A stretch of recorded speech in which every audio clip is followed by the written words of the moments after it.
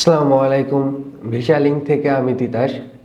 আজকে যারা নতুন সৌদি আরব যাওয়ার চিন্তাভাবনা করছেন তাদের জন্য একটি গুরুত্বপূর্ণ ভিডিও নিয়ে এসেছি। সেটি হলো 3 দিনের ট্রেনিং পিডিও। এটি করতে কি কি কাগজপত্র প্রয়োজন, কত সময় লাগে এবং এর সার্টিফিকেটের মেয়াদ কতদিন থাকে, সেই সম্পর্কে আজকের এই ভিডিওতে সম্পূর্ণ আলোচনা করব। চলুন ভিডিওটি শুরু করা যাক। প্রথমে আমরা জানব এর কাগজপত্র সম্পর্কে। প্রথমে আপনার প্রয়োজন পাসপোর্টের ফটোকপি, বিএমইটি রেজিস্ট্রেশন কার্ড, মোফার কপি এবং ভিসার কপি। এবার আমরা জানব এর সময় সম্পর্কে। এটি কখন হয়? আপনার সকাল 10টা থেকে দুপুর 1টা পর্যন্ত এই ক্লাসগুলো হয়ে থাকে। এখানে আপনার প্রথমে এটির পরিস্থিতি সম্পর্কে আলোচনা করানো হবে। অনেকে বলতে পারেন, ভাই এখানে কি শেখানো হয়? এখানে গিয়ে এই 3 দিনে আমরা কি শিখব? আপনার এখানে আপনি যে দেশে যাবেন সে দেশের আইন কানুন এবং অনেক কিছুই শেখানো হবে। এরপরে আমরা জানবো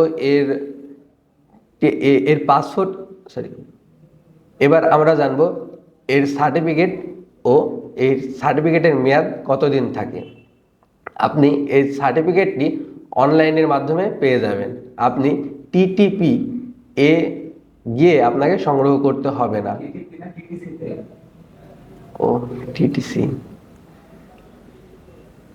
এবার আমরা জানবো এর সার্টিফিকেট ও এই সার্টিফিকেটের মেয়াদ কতদিন হয়ে থাকে।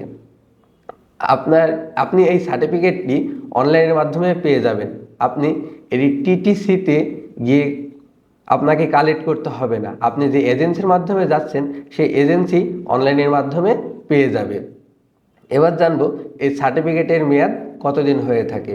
এই সার্টিফিকেটের মেয়াদ হয়ে থাকে 3 মাস। এই 3 মাসের মধ্যে আপনাকে ম্যান পাওয়ারের কাজ সম্পন্ন করতে হবে।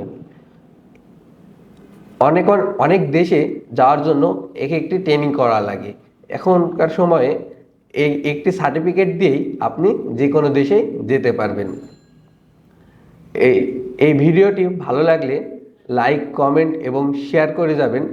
প্রবাস যাত্রা হিসেবে আরও নতুন নতুন ভিডিও পেতে আমাদের চ্যানেলটি সাবস্ক্রাইব করবেন। সবাই ভালো থাকবেন। আল্লাহ।